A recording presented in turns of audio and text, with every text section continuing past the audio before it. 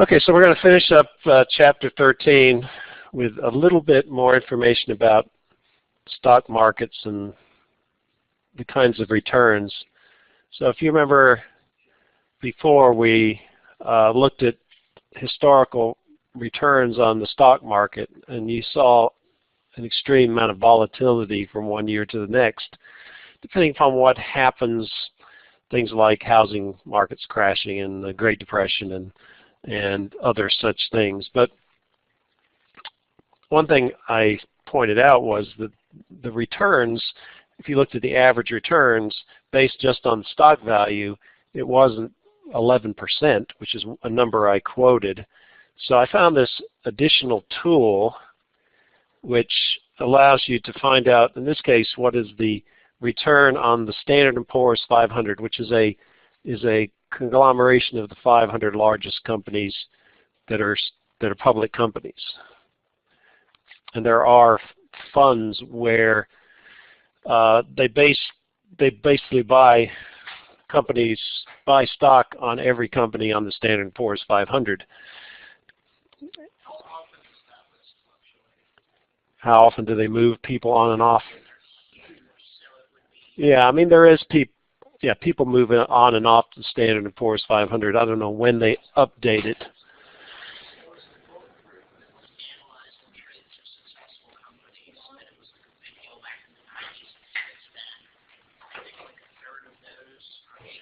Oh, really? Okay, yeah. Yeah. So what you can do is you can put in the beginning year and ending year and look at the average return, including reinvesting the dividends. So that's the other way of making money. I think I might have used this example. If I didn't, I didn't use it in this class.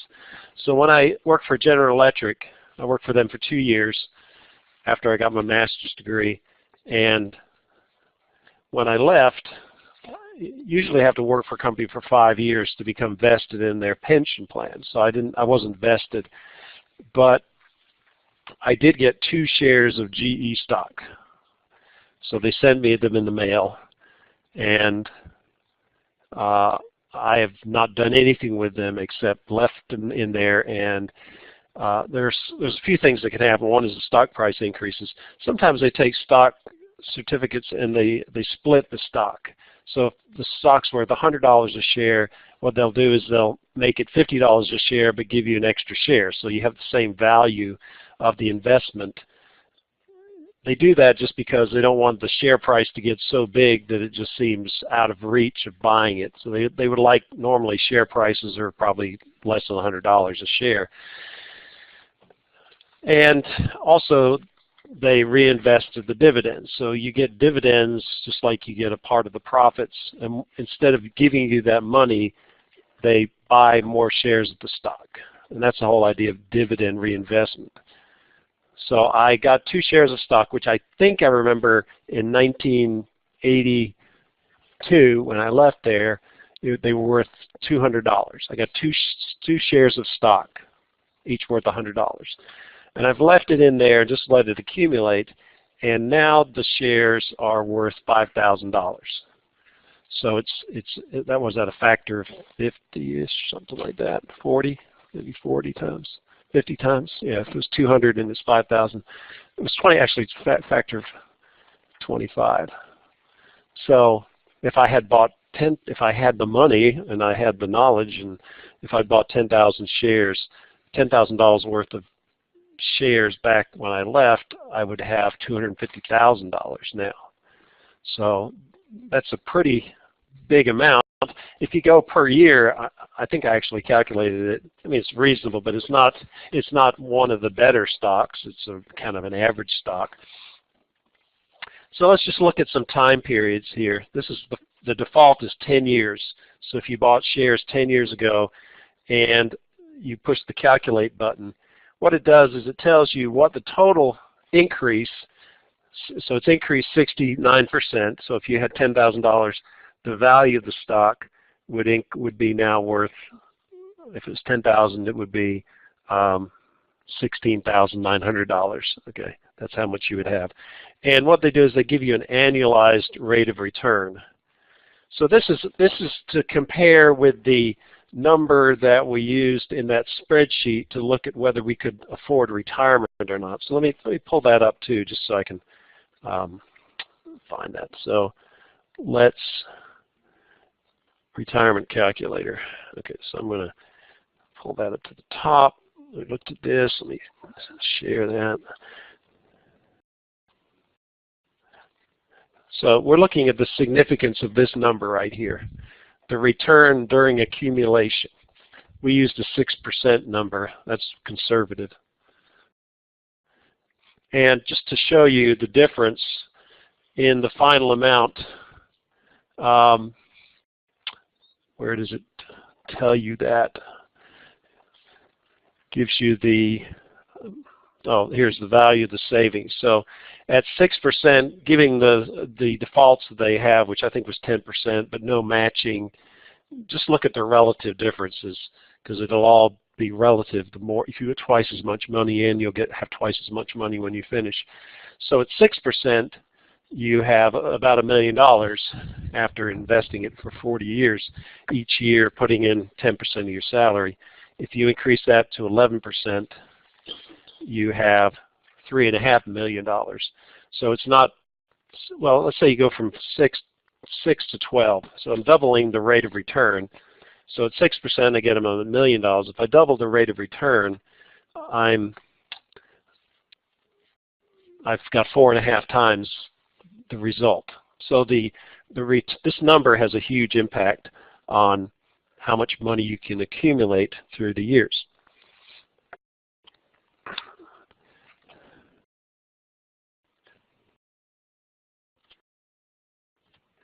So here there's 5.4%. That's if you don't reinvest the dividends. But if you have a mutual fund and you're not retired and you don't need the income, you're trying to accumulate savings, you can see the annualized return on investment is 7.6% when you reinvest the dividends. So that's almost 2 percentage points higher, which is pretty significant. Now, let's say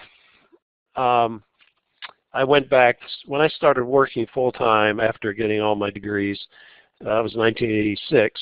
So if I go from 1986 to the current time, and I push the calculate button,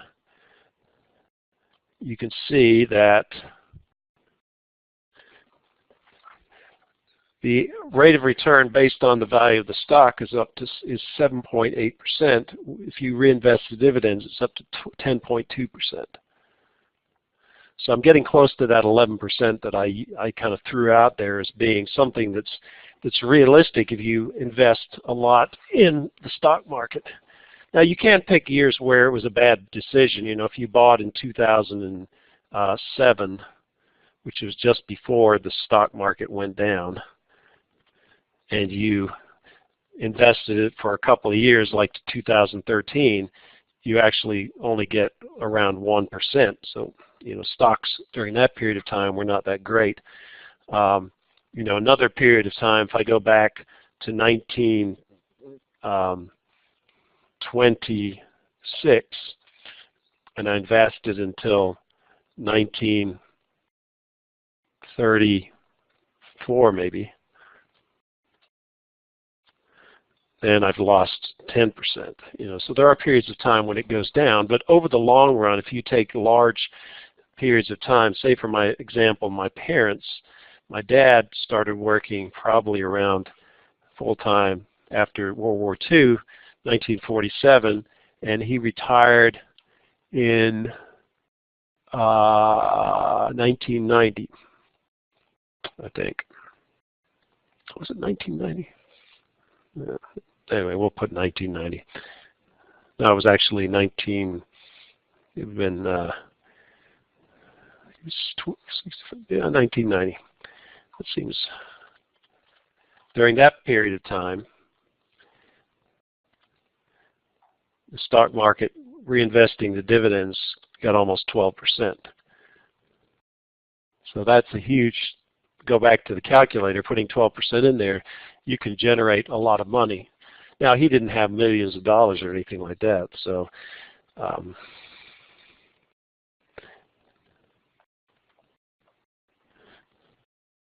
so the point is that historically, rates of returns of over 10% are not unrealistic.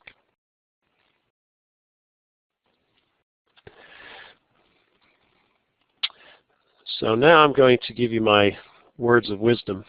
Hey, did you? Yeah. So can't find it. What were you looking for? I forgot you told. Oh, the laptop. Oh. Yeah, I didn't see anything around. I probably would have normally run into it. Okay. Yep. Okay.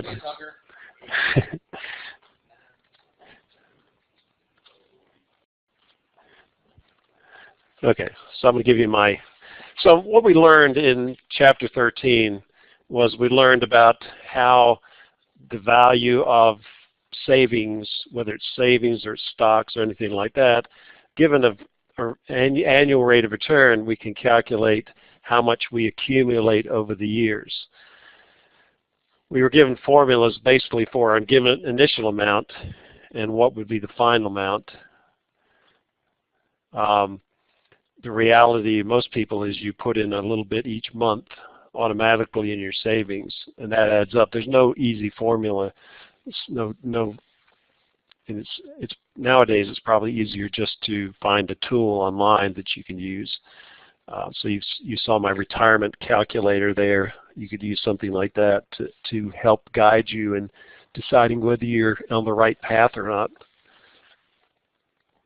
We talked about car loans and how paying off the car loan, your payment consists of interest and the principal, and the payment is always going to be more than the interest, so that reduces your balance, and after a certain number of years your balance goes to zero, and that's a reasonably simple calculation using Excel.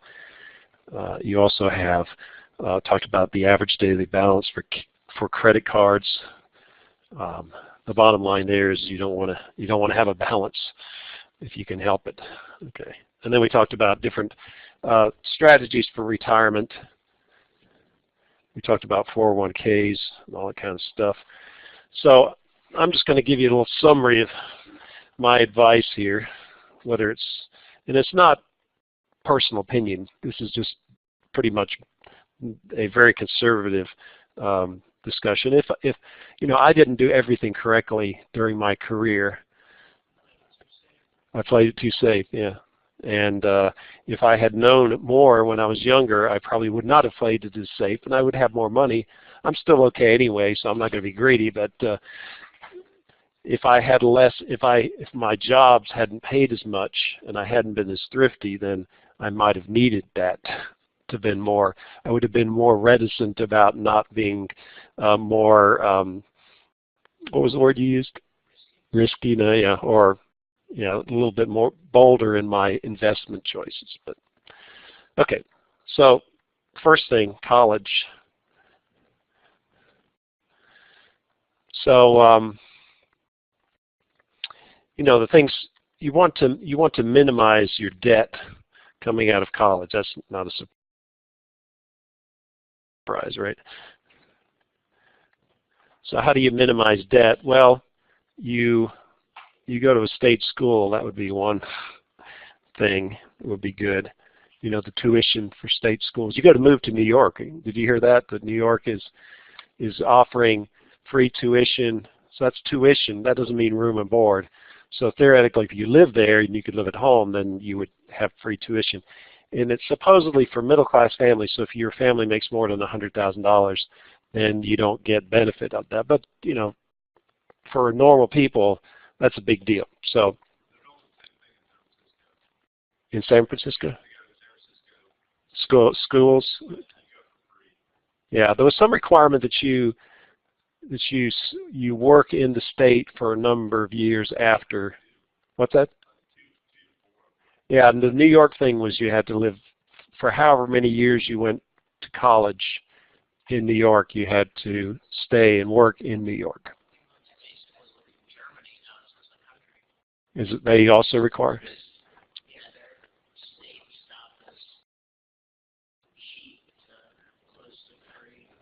So you do state school, you go to community college, which you're already doing. Of course, you look for scholarships and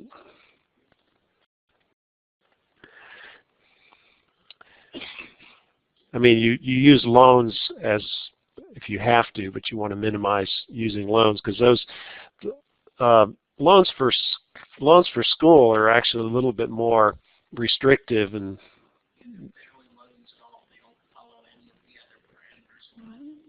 yeah. So I think probably they thought, well, we're going to put these restrictions on loans for colleges because they're more likely to get a job that they can actually afford to pay, and we don't want to give them excuses not to pay their loans. That's my fault. Whether that's true or they just thought they could get away with it. Yeah. Okay. So the other thing is you should look for a major where you can actually get a job. If you're not independently wealthy, I'll say which is employable. I mean, I chose when I was in college, I chose to be an engineer, which was good because I like math and science. Not everybody can be an engineer, but I also chose it because I knew that the job prospects for engineering were good. So yeah, pretty much most of the time. There have been a few times they haven't been great, but yeah, most of the time they're good. Okay, so that's my words of wisdom for college. You probably heard those before, but the second thing is, okay, so you get a job, and if most every company these days offers a 401k plan, so I'd say join the 401k plan. Contribute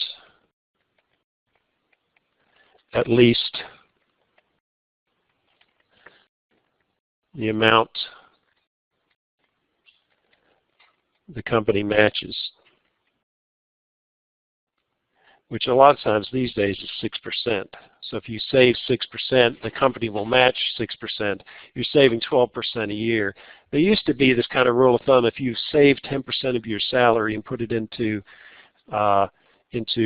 reasonable investments, that you should be okay when you retire. You just have to start early, and you have to not be too conservative on your investments.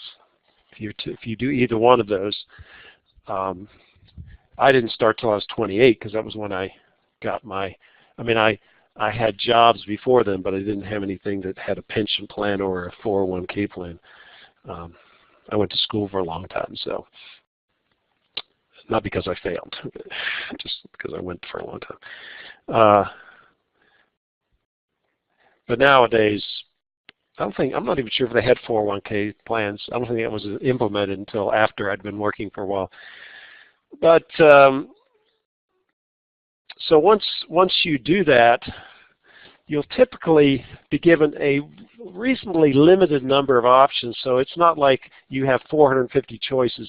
It's not like you go to the mall. It's not like a man going to the mall and there's so many choices you bail out and to go home with nothing. You will be given some choices, and the ones that you really, if you don't want to think too hard about it, there's two things that you might look at. One is some kind of an index fund, and we just looked at this S&P 500, which is, there are index funds based on the S&P 500 because it doesn't take any investment research to pick the 500 companies because it's a public available list. You can have an index fund and they don't take much money out to manage the fund. So most of the increase goes into your pocket, not to a broker's pocket. So there's index funds, and then there also are called target date funds.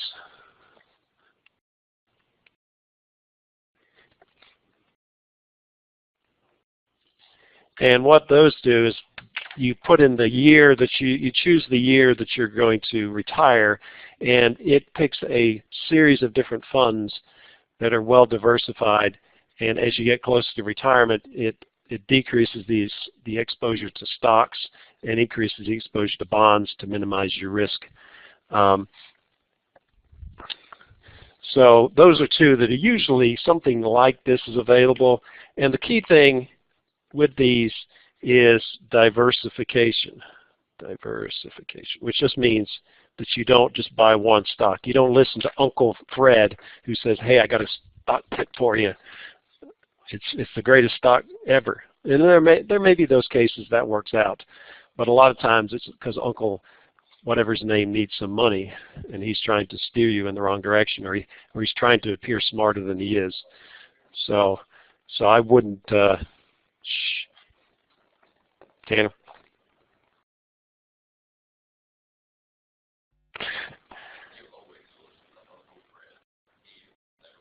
And Uncle Fred never points you out. That's right. He also voted for Trump. So. Yeah, I know. Yeah, right. Okay.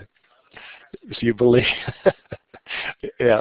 So buy that stock. If you believe that, buy that stock for Uncle Fred. It'll be just about as productive. Okay. Yeah, yeah. Yeah, there's that one commercial for some investment thing, and it's saying, "Oh, but my dad, bought this stock, and it's got sentimental value, blah blah blah." And the guy says, "You gotta diversify. You've got to spread out your risk," because I was saying this yesterday was, the question. Also, you've got to not react to the stock market that much.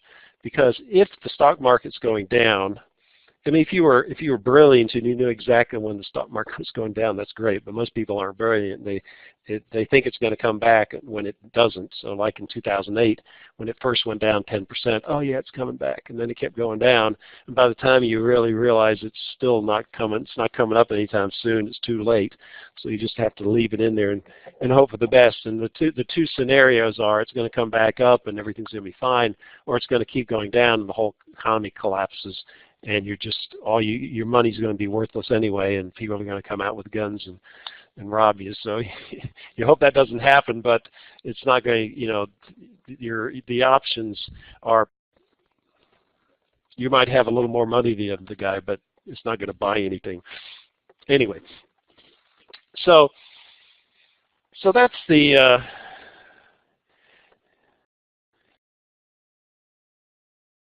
That's the main thing. Start saving money early. Don't be too conservative. If I had, I've never figured it out, but how much money did I leave on the table because I was too conservative? And I would say probably, how much do you say? $20. Probably a couple $100,000. Okay. So that's a lot of money. What's that? What's that? $20? Yeah, so it's luckily my mother left some money to me, so that that helps out. Anyway, but not everybody gets that lucky either. You don't have, you can't always count on your inheritance. There was a friend of my wife's who she was talking to her recently about just the last few days. They went to high school together. They both have mothers who are ill, and so they talk about those kind of things, and they're about to not mentally ill, just physically ill. And so this other person, they're the same point in. Tanner, you're going to have to leave if you can't behave. Okay. Okay, I'll call your dad. Anyway, now that I know he's the police, now I know he's the sheriff in Bath County. So that it's not that they have been not frugal. It's just that they have had the unfortunate fact of not having jobs that provided 401k plans or retirement plans. And she made the comment that and they put most of their money into fixing up their house and their land. And so she made the comment that if either one of them died at this point, that they would not have enough money for a funeral. Okay, so that's, how much is a funeral? $10,000 if you don't get cremated. And so they're looking at doing a reverse mortgage because all the assets they have is a house. They don't have any money saved up. And Martha's thinking, we're in pretty good shape. And she's just thinking, how would that be if you got to that point and that's where you are? I mean, they're too close to retirement. They're never going to be able to catch up. So that just means you got to work, keep working. They will get some Social Security, but it won't be sufficient really. And so it's not a fun situation if you don't plan ahead. Okay. Here's another piece of information just to share my personal experience. You don't always have to buy the newest car. Okay. I was listing my cars yesterday, so you don't have to write this down. This is my history of car buying.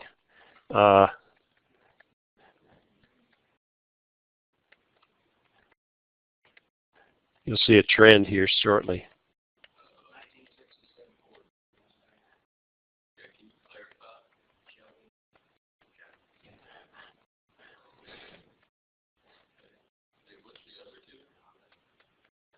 Honda. It's an Accord, an Accord, an Accord, an Accord. Okay, 1995. Oh, I forgot one here. 1989. You want me to do that? Okay. Okay.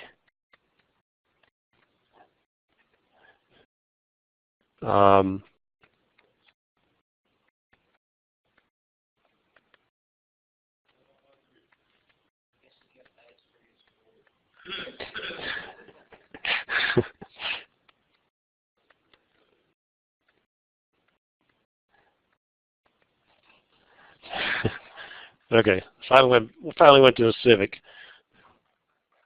Okay, so here's the used versus new. Okay.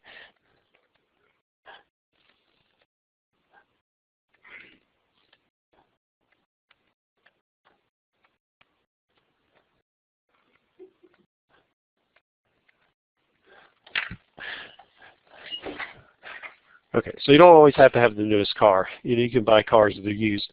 And so here's the story, the car history. Here's my Carfax. My dad gave me the 67 Galaxy 500. It was kind of funny. Yes. I was just joking about Carfax. These are my car facts, the facts about my car. No, just these are my cars. This is the car history. So I got my Ford Galaxy. I started driving it when I was a senior in high school because that was when I got my license because I was young, and it was only so that was 1974. That was seven years old. Even at 7 years old, that Ford Galaxy seemed like it was 50 years old. It just seemed like a really old car. My wife was like, "This is the biggest bomb there ever was." And now a 7-year-old car doesn't seem that old to me. Anyway, that's one comment. So we drove that till we graduated from college. And we said, we're going to buy a new car. We've got a job. We're going to buy a new car. It was so great buying a new car, that new car smell, just that experience of having a new car was wonderful. And then we bought it. So we traded in our Galaxy, got $500 trade-in on our Galaxy 500, which actually is pretty good back then. It was a convertible. It's probably a classic now. My wife still says it's a bomb, but it was a bomb. So we bought the Honda Accord new in '86, and then we traded in our 1980 Honda Accord, and we got a new 1989 Honda Accord. Those had the little flip-up windows. That was flip-up headlights. Yes, sir. I probably do. My wife doesn't. She has no nostalgic feelings good feelings about that car.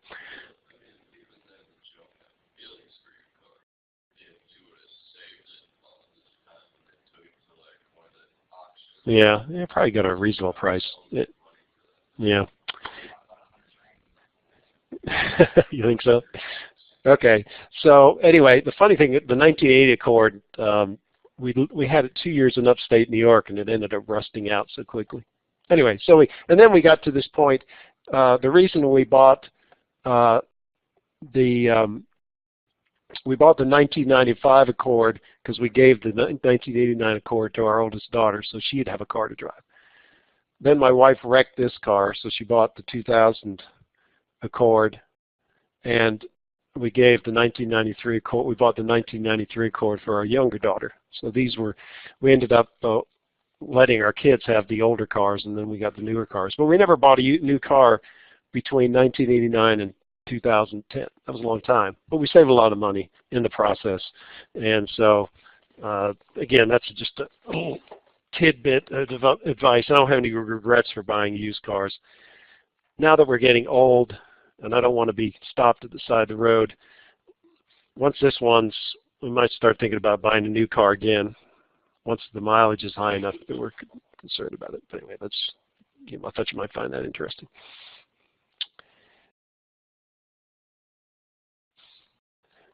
Okay, so that's it for my advice. Marry somebody who's thrifty. Don't marry a spendthrift. Either way.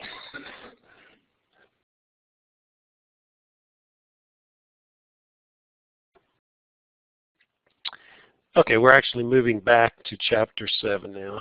So this is our last. This is the what do you call it? The bell lap. We're going to be finishing up here soon. We only got 3 weeks left. Oh, by the way, yeah, let's talk about the exam. I'll tell you when the exam is. I think it's Tuesday. It's like one of the last days of the week, the last days of the exam week. So let me find it and then I'll share it.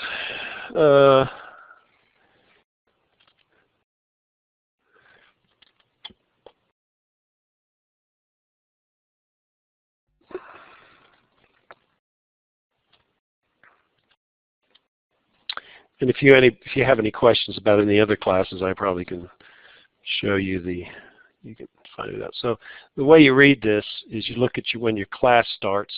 So our class starts at 9:15 Tuesday, Thursday. I don't know if that's an option. Let's see. I think I looked at the wrong one the other day. Oh, there we go. Yep. So at 9:15 Tuesday, Thursday, it's from 8:15 to 10:15 on Tuesday morning, May 9th. Now I do have another exam which you can come to if for some reason you can't make the other one. My other class is here, so that's Monday from 12:45 to 2:45. So that would be another option. I can't accommodate a huge amount of people, but if there's some people that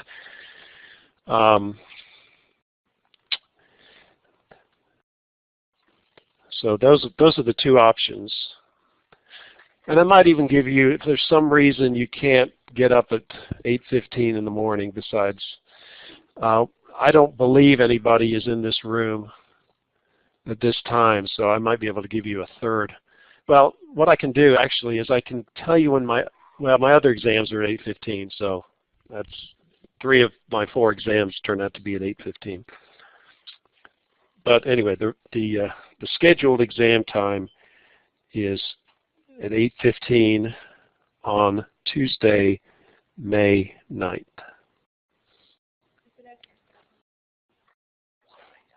If it's a little bit late, sure. Yeah. I'll double check to see if there's anything after. I'll find out if there's any class in here that might be using the 10:30 to 12:30 time frame. It would be some administration of justice class. And I don't think I have a class in here until 10:30 and nobody's ever here, so I think we'll be okay. If you come in a little late, we can extend it because I'll just probably be grading tests in here anyway, so but I'll double check that. Now the next test,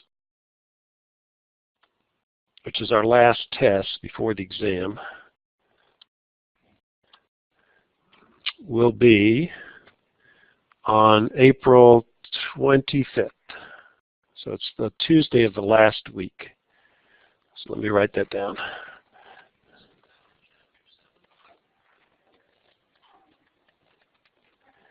So April 25th, it's going to be in chapter 13 and 7. It all depends upon how far we get this week and next week. So what we'll do is whatever I cover probably by next Tuesday, that'll be on the final test, and anything that we cover Thursday or the last Thursday will be part of the final exam. It won't be the entire final exam, it will be part of the final exam. So I will give you at least, at least a week between the last material that we cover for the last test and the last test. Okay, so this is the first year that I've done algebra last instead of first, and we may not be able to get all the way through chapter 8, but that's okay. The other stuff was more important. And a lot of this is going to be review for some of you. So the question is, how do I get you to pay attention or make any effort at this? One thing is because it's going to be on the next test. That's always a motivation. And secondly, I think some people start out having difficulty with algebra, and it kind of sets the tone for their entire math career. And if you start too early to do algebra, the brain may not be ready to handle those concepts. So it's kind of like if you've had problems in the past, is just to say, well, I'm older now, let me start from the beginning, and maybe I'm not as bad as I thought I was. Okay, so try to improve your skills. Where is this useful? I mean, the reality is it's probably useful if you have kids and you can help them with their algebra homework. And secondly is that if you teach, you end up being an education major, you might have to teach skills that would feed into algebra. Most likely if you're, middle school or an elementary school teacher, you're not going to be, to teach algebra, you're going to be math major. So you're not going to be actually teaching these concepts, but you'll be teaching the concepts that lead up into this. So the way we're going to do this is these little green boxes that are in your book, we're going to read them, and where appropriate, I'll work out an example and explain some of the techniques to solve the problem. So chapter 7 is only linear equations of one variable, which you might even go back to 7th grade for that. But based on my experience, you have about half the class that knows what they're doing, and the other class never knew what they were doing, and they still don't learn it. So I know there's at least half of you guys that need this help. You need to be able to do this. And whether I don't do a good enough job or you just don't pay attention, I don't know which one it is, but I'm going to try. I try my best here to explain how to go through the mechanics of solving these equations. Because the techniques are not just related to algebra. When I get people in calculus or when I taught pre-calculus, a lot of times the biggest problem was they had poor algebra skills. And if you can't do the algebra, then you can't do the calculus. So it's so when you're solving linear equations in one variable, it's pretty much just basically solving for the variable x, because it's not x versus y. It's not like a point-slope form of the linear equation or a slope-intercept form of the linear equation. We're not plotting anything here. We're just solving for x. And even this, if you're doing physics, a lot of times you're solving for a variable. You're solving for something that you need to know, and it's a function of other variables which end up being numbers. So even in physics, these skills are important. You have to know how to do the algebra. So a linear equation, which I find interesting because I always read this and I think of an equation as like y is a function of x. Y equals some 3x plus 2. But I guess it's an equation. Linear, I think of something that results in a line, and it results in a line, but it's just a vertical line if you plotted it. So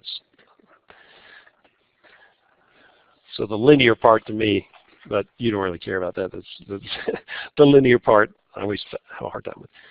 So what you basically have is you have a term that involves a coefficient a, the variable x, which is what you're trying to solve for. You've got other constants, numbers, and the purpose is what value of x makes this equality hold.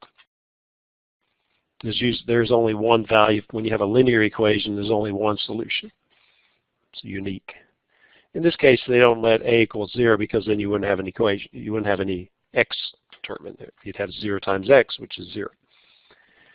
So there are two basic techniques that you use to solve these two things you have to do. One is the addition property of equality. So there's no variable in here, but it's talking about real numbers. So a, b, and c can represent any number, any real number, negative, positive, rational, irrational. And it says that if you have an initial equality where a is the same value as b, and you add the same quantity to both sides of the equality, that the equality remains valid. So what they're saying is that these two equations are equivalent, which means that if this is true, then that's true. If this is not true, then that's not true. So the same number it says may be added, I guess. The same number is added to both sides of an equation without changing the solution set. So if we have a linear equation like this and I add the same number to both sides, I still have the same solution. The value of x that makes this work is going to be the same as if I add another number, the same number to both sides. In that case, you might think you're making it more complicated, but if we're adding the correct number, we're actually simplifying it. So we use this property to simplify the equation to ultimately get to x equals something or y equals something. So from a number standpoint, it seems kind of trivial, but if you have an initial equality, because of the nature of numbers, this would be the original. In this case, a would equal 3 and b would equal 3. Obviously, the equality is true. And if you had c, you would say 3 plus 2 is equal to 3 plus 2. And we know that, and you can see just by the numbers, that it's true. If you have an equality 3 equals 3 and you add 2 to both sides, you get an equality. When you deal with a variable like x plus 1 is equal to 4, what we're saying there is if you add the same number to both sides and the equation becomes x plus 4 is equal to 7, the solution for this equation is the same as the solution for this equation. You can see if I put x equals 3, 3 plus 1 is 4. If I put 3 here, I'll get 3 plus 4 is 7. So the equality still holds. That's the whole idea. And typically what we're doing is we're not just picking some random number to just change the equation. We're trying to take an original equation and add some number to both sides that simplifies it, leads to the simplified result. Now you can also think of it from a physical standpoint. You can think about a seesaw. And if you had some quantity, like you have a box here that doesn't weigh anything, and inside the box is this unknown thing, and then you have another box over here, and inside's this unknown thing, and you take those two boxes and you put them on the scale with the same distance from the fulcrum, and the thing balances, then you'd know the things inside the boxes that you can't see are equal to each other, because that's just the physics of the situation. So this would be, this might be A and this might be B, and then you have some third quantity C, say this is C, and if I take that C and I make an exact copy of it, and I put this over here and I put that over there, if they originally are balanced, if I add the same amount, the same quantity to both sides, then the balance stays the same. Makes sense. So that's the addition property of equality. And the second one is the multiplication property of equality. So it says that if you have an initial equality and you multiply both sides by the same number, where C, this number C is not equal to 0, then the resulting equation is also an equality. So you can, again, physically from a little teeter-totter standpoint,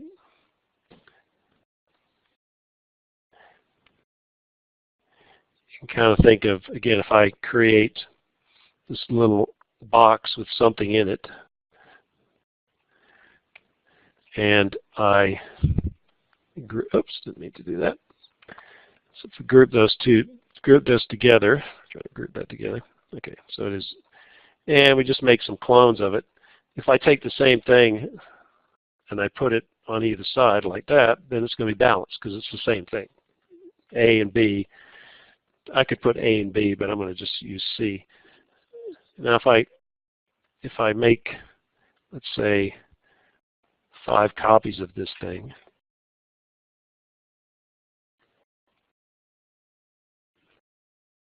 and I say, okay, now I'm going to stick 3 of them over here, and I'm going to stick 3 of them over there, and I made 1 extra I didn't need to do. You know, I know that's going to be balanced. So in this case, this multiplier is not C because I've already used C, but you know, C would be equal to 3. If I have an equality of 2 things, and I increase everything by a factor of 3 or just some common factor, or divide everything by some common factor, then the equality remains the same. That makes sense from a balance standpoint. I've got 3 of them over here, I've got 3 of them over there, so they balance out. So that's the multiplication property of equality. So we use those 2 properties and this following procedure, which again is in your book, and you can write this down later at some point. I don't want you to feverishly try to write all these steps, but the 5 steps, and sometimes we don't need to do every step, but we have to at least look at them and do them in this order. The first step is to remove any fractions that you have in your original equation. Now theoretically, you wouldn't need to remove the fractions, but it makes the problem a whole lot easier to solve if you do. If you have any decimals, you want to remove those. You want to end with the equation that only involves whole numbers. The second one is to simplify each side. So the first thing you do is if there are any terms that are multiplied by a quantity in a parenthesis, you get rid of the parentheses by using the distributive property. And then once you've gotten rid of parentheses, you combine the like terms on each side of the equation. You don't do anything between the 2 sides, you just do it on each side. Then you use the addition property of equality to isolate the variables x on one side and all the other stuff on the other side, which is just the constants, the numbers. And then you divide by the coefficient in front of the variable term to get a variable coefficient of 1, so that that's basically solving for the answer. And then ultimately you can always check your answer by substituting your solution back into your original equation. Now I'm going to do that some, but I'm not going to do it on the real hard ones. I'd rather spend the time making sure I do it right. And then there's also solving for a specified variable. This is when you have more than one variable in your equation, and all you're doing is solving for one variable. We'll talk about that later. We're going to talk about the first one, right? And what I'm going to do is I'm just going to take this example. We'll start off with an easy one, and then we'll get more complicated as we go along. So the first thing says clear fractions. Well, there are no fractions. Ultimately, what we're trying to do here is solve for x. So clear fractions, we've done that because we don't have to, it's already done. Use the distributive property to clear parentheses. So we don't have any parentheses, so we can skip that step. Combine like terms as needed. So you can see, let me put this on one screen. So what we're going to do is we're going to combine the like terms. So these are like terms. And these are like terms. And these are like terms. This one, there's just one of them. So we're going to combine them. And the way you combine them is you just add the coefficients. So 12x plus 15x is basically 12 plus 15 times x. So this becomes 27x. 5 minus 3 is 2. This one, there's only one term, so we just leave that the way it is. And then the last two terms we combine, 7 minus 1 is 6. So that's step 2, combining like terms. The next thing we do is we use the additive property of equality to isolate the variable term, which is this one, and this one on the right-hand side. So the way you do that is you take the additive inverse of the term that you're trying to move, basically get over here. So we're going to add 3, which is the additive inverse of negative 3. And you add it to both sides. So this is the part where we're adding the same thing to both sides. And you do that both for the variable terms, and you also do it for the number terms. So to make this, to isolate these terms together, we need to get this over to the other side. So one way is to subtract or take the additive inverse of whatever the term is. It's better to use, in some ways it's better to use additive inverse rather than subtract, because then you're not having to worry about taking the negative and negative. You're talking about changing the sign. So that's why I'm using the word additive inverse. And I usually put an equal sign between the two because they are equal to each other. That's the whole concept of they're equal to each other because they're the same thing. And then you do the math. So you're going to take 27x plus 3x, which is 30x. This goes to 0. This goes to 0. And this becomes 4. So that's what it means to isolate the variable term. This is the variable term. Because this is 0, so once you have 0 of something, you can just get rid of it, likewise here. And then finally, you're going to divide by the coefficient in front of the variable term. And what that does is you get 30 divided by 30, which is 1. The right-hand side you can simplify if possible. And then the last step is just to drop the 1. Only reason I do, you don't have to do that step, but in the actual description of the process it says to divide by the term, which gives you a coefficient of 1. So the coefficient is there, it's just 1, and once you have it there, you can just get rid of it. Okay, so everybody should be okay with that, I would think.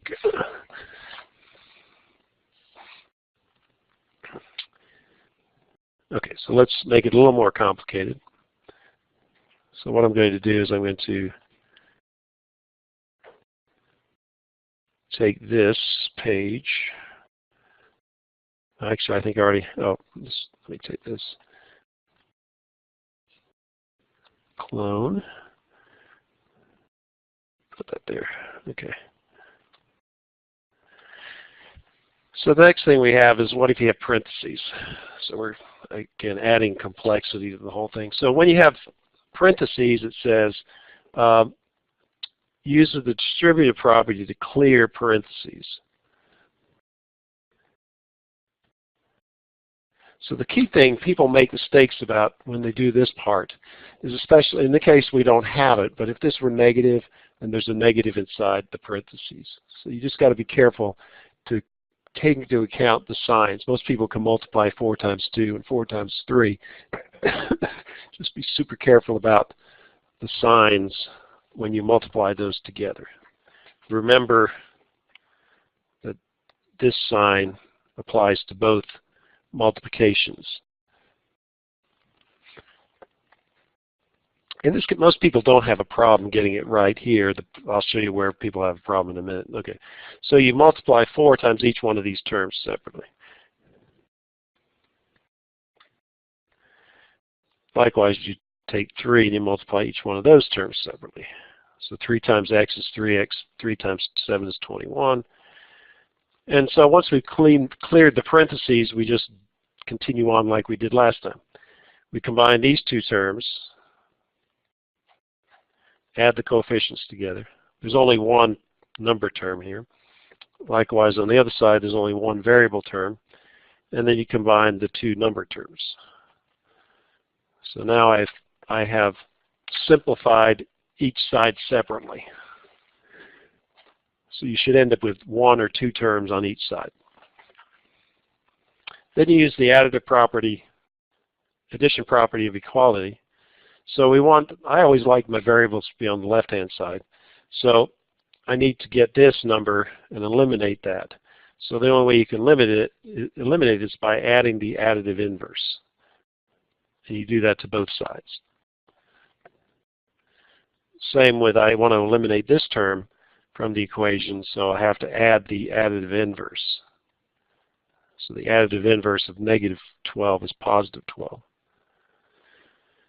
And then I do the addition. So 20 minus 3 is 17, so I get 17x. This goes to 0, this goes to 0, and 12 plus 3 is 15.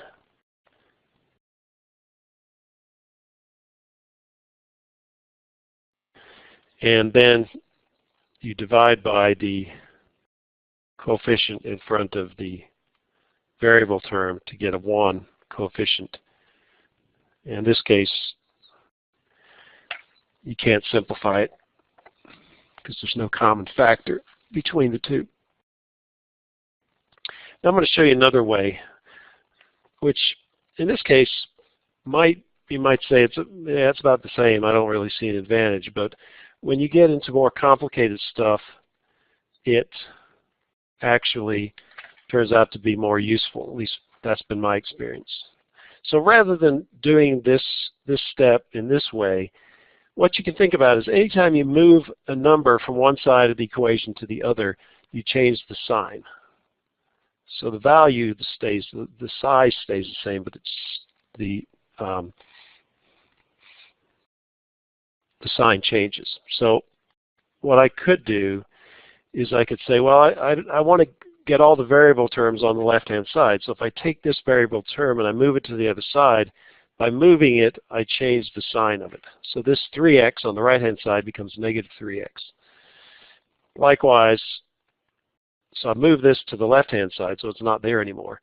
And this one I'm going to leave on the right-hand side, but I want to move this to the other side.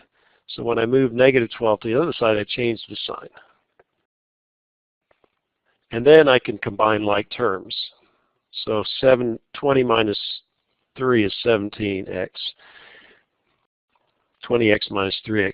And 3 plus 12 is 15.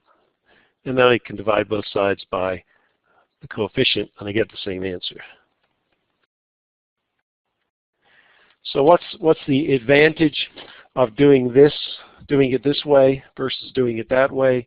Is you don't have this extra line in there. And when you deal with the equations that are only variables instead of numbers and one variable, but multiple variables, it's easier not to have this extra thing underneath here. It just confuses you to some extent. Now you're probably used to doing it that way, and it's fine to do it that way. I'm just telling you an alternative approach. You get the same answer, right?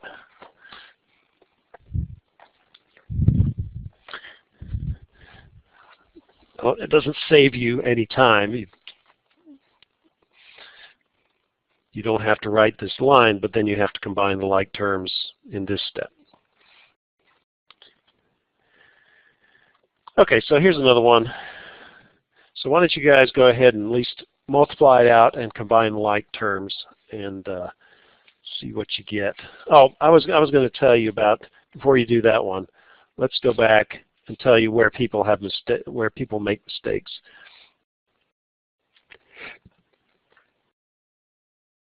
So let's say I have this equation, but instead of, I have -3 there instead of +3. So I'm just going to show you this. So you got to be real careful. This -3 has to be applied to both of these terms. So you would have -3x minus 21.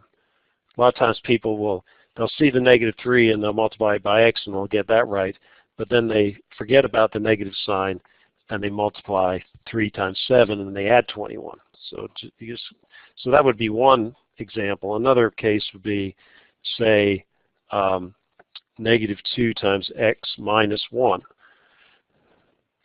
So you've got -2 times x, which is -2x, which again most people get, but then they forget about the fact that you have -2 here times -1. So a negative times a negative's a positive, so that's going to be +2x. So just be real careful anytime you see a negative sign, either inside or outside, that you are appropriately multiplying the correct signs together. Okay, so go ahead and do that one. If you want to solve the whole thing, you don't have to wait to do that, but I'm gonna give you about a 2-minute lead time, and then I'm going to do the calculation. You can check to see whether you got it right or not.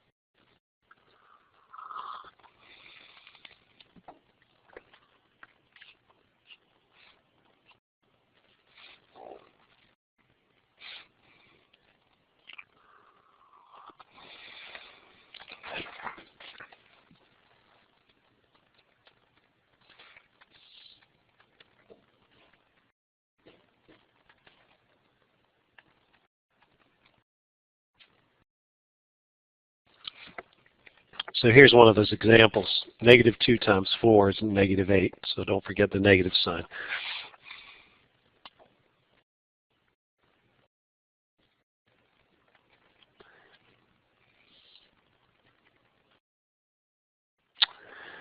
So I got that. Anybody have any questions about anything I did? As just a matter of ease, even though, here I've got 7 minus 8, which is -1. I always like the variables one first. You don't have to do that, but it just makes it easier.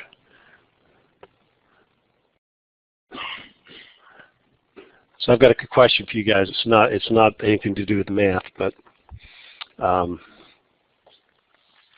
so let's say you have a terminal illness. Something's terminal. And, they're saying has anybody experienced that? You have a grandparent or something and they're really ill, and the question is, how long do you think you have, right?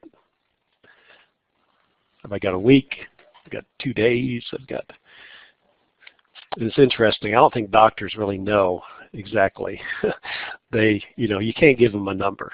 How long is somebody going to hang on for whatever reason? You got a bad heart, you've got cancer, something like that. I mean, probably the last day you might know because your body's shutting down, but the fact is, so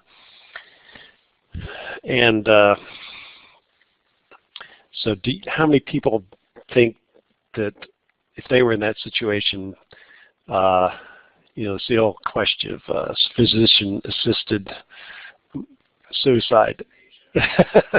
So how many people think that's a good idea? How many people like that idea?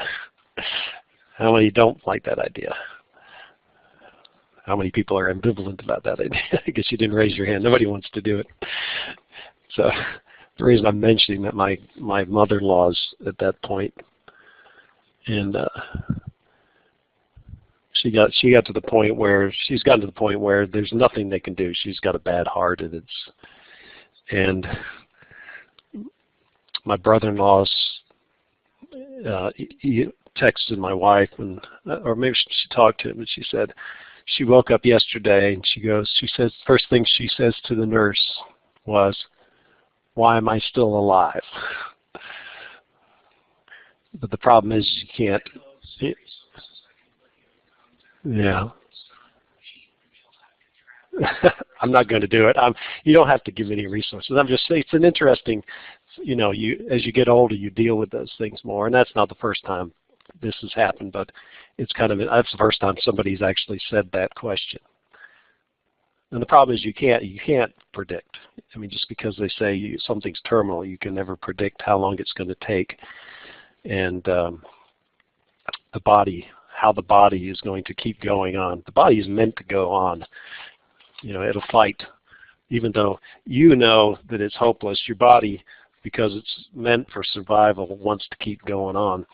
And so anyway, what's that? Yeah, I know. I don't know where I sit on the whole thing, but I'm not a one way or the other. Anyway, that was my little morbid thought for the day. But anyway, those are things people need to talk about. Okay, so the next thing we do is we want to get all the variable terms on the left-hand side. So we're going to do the additive inverse of the term that's on the other side. And likewise with the constant, we want this over the other side, so we take the additive inverse of that number, and then we add them together. 12 plus 2 is 14. This goes to 0. This goes to 0. Negative 1 minus 5 is negative 6.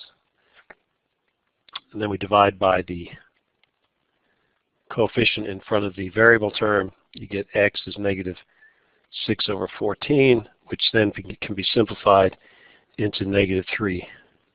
And that's your answer. Now we could plug that back into the original equation. That's too hard.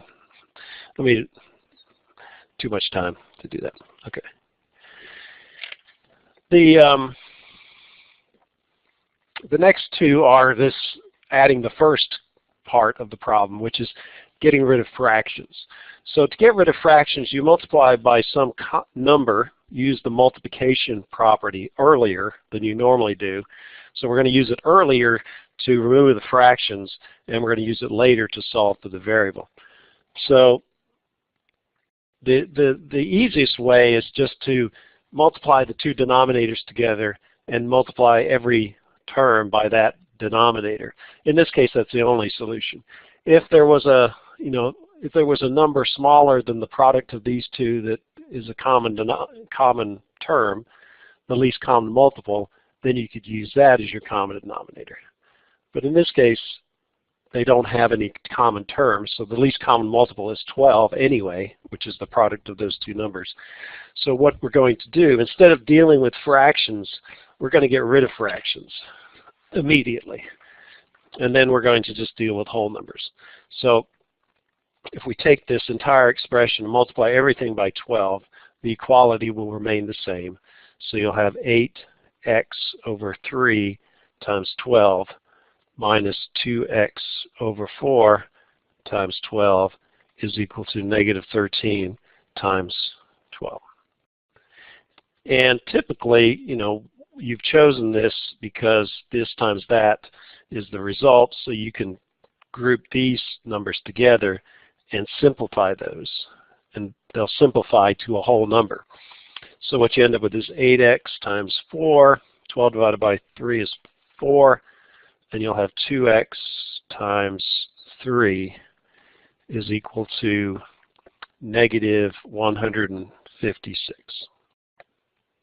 Now you can multiply it out, so you get 32x, 8 times 4, minus 2 times 6, which is 2 times 3, which is 6, equals negative 156. And then you combine like terms, so you get 26x, 32 minus 6 is 26, equals negative 156. And then you divide both sides by 26. And you get x is equal to negative 6. So 156 divided by 26 is 6. And I know that because I've worked the problem before, but you would just use your calculator. But the key thing to remember here is that once I multiplied by this common number and simplified, I'm just down to a simple equation that involves whole numbers. I don't have to deal with whole numbers. Not that you don't want to be able to handle fractions, but it's better to just be able to do. So we'll finish this up. So your attendance question is just to comment on your thoughts on the Common Core. So just put a sentence or two. It's kind of like the SOLs, but so you can either comment on the Common Core or the SOLs, what you think about them. Next time, but the last, well, I'm going to assign your homework at least this time. So here's your homework. When you have decimals, you can multiply by a common factor to remove the decimal part, which is kind of like what we just did with fractions, so it's not that big a deal. So those will be due next Tuesday.